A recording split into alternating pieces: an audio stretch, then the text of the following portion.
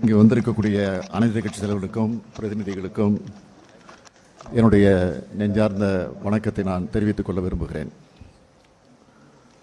தமிழ்நாடு அரசின் சார்பில் உங்களையும் வருக வருக என்று நான் வரவேற்கிறேன். தமிழ்நாடு மிகப்பெரிய உரிமை போராட்டத்தை நடத்த வேண்டிய நிலைமைக்கு தள்ளப்பட்டிருக்கிறத உணர்த்துறதுக்காக தான் இந்த அனைத்து கட்சி கூட்டத்தை ஏற்பாடு செஞ்சிருக்கிறோம். தொகுதி மறுசீரமைப்பு என்னும் கத்தி தென்னிந்தியாவோட தலைக்கு மேலே தொங்கிக்கிட்டு இருக்கு. இதனால தமிழ்நாடு கடுமையாக பாதிக்கப்பட்டிருக்கு. இன்னைக்கு தமிழ்நாடு 39 நாடாளுமன்ற இதை குறைக்கிற அபாயம் நெருங்கிக்கிட்டு இருக்கு. ஒன்றிய அரசு 2026ஆம் ஆண்டில் மக்களவை தொகுதிகளோட எண்ணிக்கையை மறுசீரமைப்பு செய்ய போகுது. பொதுவாக இதை மக்கள் தொகையை கணக்கிட்டு தான் செய்வாங்க. மக்கள் தொகையை கட்டுப்படுத்தணும் என்பது இந்திய நாட்டோட மிக முக்கியமான இலக்கு. அந்த இலக்கில் நம்ம தமிழ்நாடு வெற்றி பெற்றிருக்கு. பல பத்தாண்டுகளாக வெற்றிகரமான குடும்ப கட்டுப்பாடு திட்டங்கள், பெண்கள் கல்வி மற்றும் சுகாதார முன்முயற்சிகள் மூலமாக நாம் இதை சாதிச்சிருக்கிறோம். இப்போ இருக்க 543 நாடாளுமன்ற தொகுதிகளில் தொடர்ந்துச்சுன்னா மக்கள் தொகை குறைவாக இருக்கிறதுனால நம்முடைய தொகுதிகளின் எண்ணிக்கை குறைக்கப்பட வாய்ப்பு இருக்கு. தமிழ்நாடு மொத்தமாக 8 மக்களவை இடங்களை இழக்கும்னு சொல்றாங்க. மறுசீரமைப்பு செஞ்சா அது தமிழ்நாட்டோட மக்களோட பிரதிநிதித்துவத்தை எண்ணிக்கையை குறைச்சிடும். எனவே இந்த சதியை நாம் அனைவரும் சேர்ந்து முறியடிச்சாகணும்.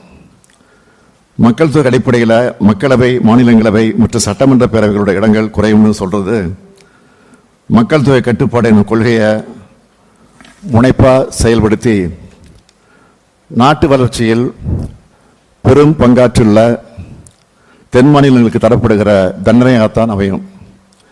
இதை முன்கூட்டியே உணர்ந்துதான் கடந்த ஆண்டு பிப்ரவரி மாதம் 14ஆம் நாள் தமிழ்நாடு சட்டமன்றத்தில் நம்ம தீர்மானத்தை நிறைவேற்றினோம்.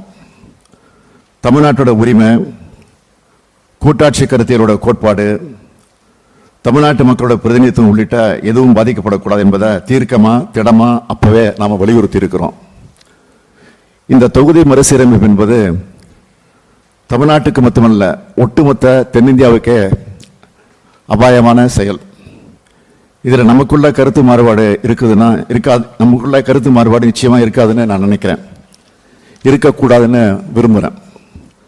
இந்திய நாட்டோட கூட்டாட்சி அமைப்புக்கும் தென் மாநிலங்களோட அரசியல் உரிமைக்கும் இது அச்சுறுத்தலை ஏற்படுத்துது. இது இந்திய ஜனநாயகத்தில் தமிழ்நாட்டுக்கு கிடைக்கிற அரசியல் பிரதிநிதித்துவ உரிமை மீதான நேரடி தாக்குதல். இப்படி ஒரு சம நீதியற்ற அநீதியான தொகுதி மறுசீரமைப்பு செயல்படுத்தப்பட்டால் இந்திய அரசியலில் தமிழ்நாட்டோட குரல் நெரிக்கப்படும். தமிழ்நாட்டுடைய நலன் மற்றும் தமிழ்நாட்டு மக்களுடைய நலன் ஆகியவற்றை பாதுகாக்கிறதுல நம் மாநிலத்தில் இருக்கக்கூடிய பலம் குறைக்கப்படும். 39 எம்பிக்கள் இருக்கும்போது நம்ம எழுப்புற குரலையே ஒன்றிய அரசு ஏற்க மறுக்கிற நிலையில் இந்த எம்பிக்கள் எண்ணிக்கை இன்னும் குறைக்கப்பட்டாலும் அது தமிழ்நாட்டுக்கு கிடைக்கப்பட்ட அழிக்க முடியாத அநீதியா மாறும் என்பதை எல்லோரும் நினைச்சு பார்க்கணும். எனவே நம்முடைய நிலைப்பாட்டை அழுத்தம் திருத்தமா ஒரே சிந்தனையோடு எடுத்தாகணும். வர இருக்கிற இல்லைன்னா எதிர்காலத்தில் நடைபெற இருக்கிற மக்கள் தொகை கணக்கீடு அடிப்படையில் மேற்கொள்ள இருக்கும் மக்கள் தொகை அடிப்படையிலான தொகுதி மறுசீரமைப்பு, அந்த சீரமைப்பை நாம் கடுமையாக ஆணித்தரமாக எதிர்க்க வேண்டிய காலகட்டத்தில் இருக்கிறோம். எனவே உறுதியான ஒரு தீர்மானத்தை நிறைவேற்ற வேண்டும் என்று சொல்லி நான் அந்த தீர்மானத்தை முன்மொழிகிறேன்.